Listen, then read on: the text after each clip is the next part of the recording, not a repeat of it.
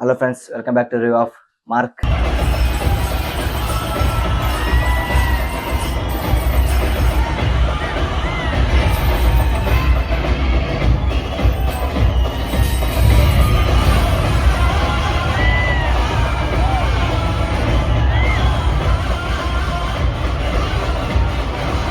Acted by Kichcha Sudeep ಅವರು.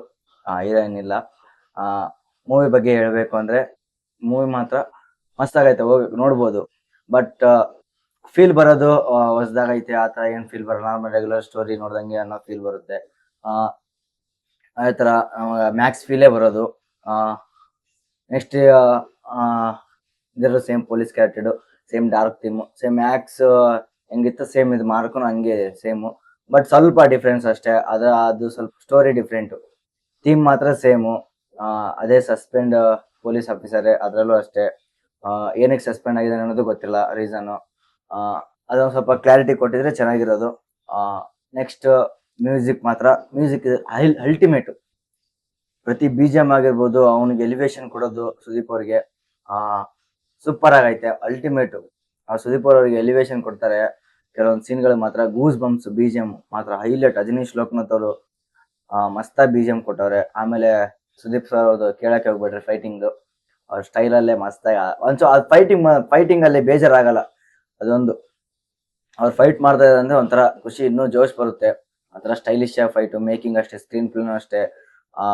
ಮತ್ತು ಅವ್ರಿಗೆ ಅವ್ರ ಲುಕ್ಕು ತೋರಿಸಿದ ವಿಧಾನ ಆಗಿರ್ಬೋದು, ಅದು ಸೂಪರ್ ಅಲ್ಟಿಮೇಟ್ ಆಗೈತೆ. ಆ್ಯಂಡ್ ಸಾಂಗು 3 ಸಾಂಗ್ ಬಿಟ್ಟಿರೋದು, ಅಲ್ಲಿ 2 ಸಾಂಗ್ ಮಾತ್ರ ಅಲ್ಟಿಮೇಟು. ಮಸ್ತಾಗಿ ಡ್ಯಾನ್ಸ್ ಕೂಡ ಮಾಡಿದ್ದಾರೆ.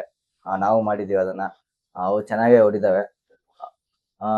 Steps highlight, songs highlight.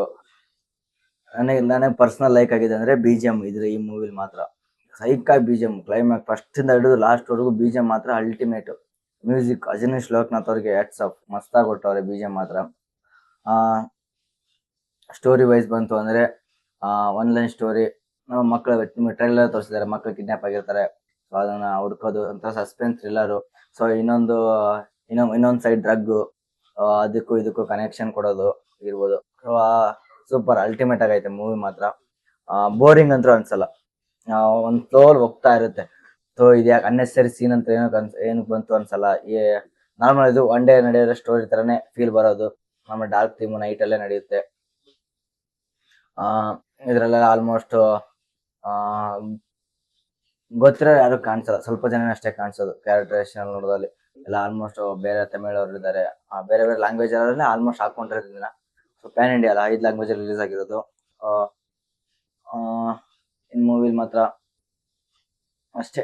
ಇನ್ನು ಮೂವಿ ಗುಡ್. ಇನ್ನು ಯಾರು ಮೂವಿ ನೋಡಿಲ್ಲ, ನಾವು ಹೋಗಿದ್ವಿ, ಸೆಕೆಂಡ್ ಶೋಗೆ ಹೋಗಿದ್ವಿ. ಮೂವಿ ಮಾತ್ರ ಗುಡ್, ಮಸ್ತಾಗಿದೆ. ಇನ್ನು ಯಾರು ಮೂವಿ ನೋಡಿಲ್ಲ ಹೋಗಿ ನೋಡಿ ನಿಮ್ಮ ಹತ್ತಿರ ಥಿಯೇಟ್ರಲ್ಲಿ. ಇನ್ನೊಂದು ಚಾನಲ್ ಯಾರು ಸಬ್ಸ್ಕ್ರೈಬ್ ಮಾಡಿಲ್ಲ, ಸಬ್ಸ್ಕ್ರೈಬ್ ಮಾಡೋದು ಕೇಳ್ತಾ. Thank you so much.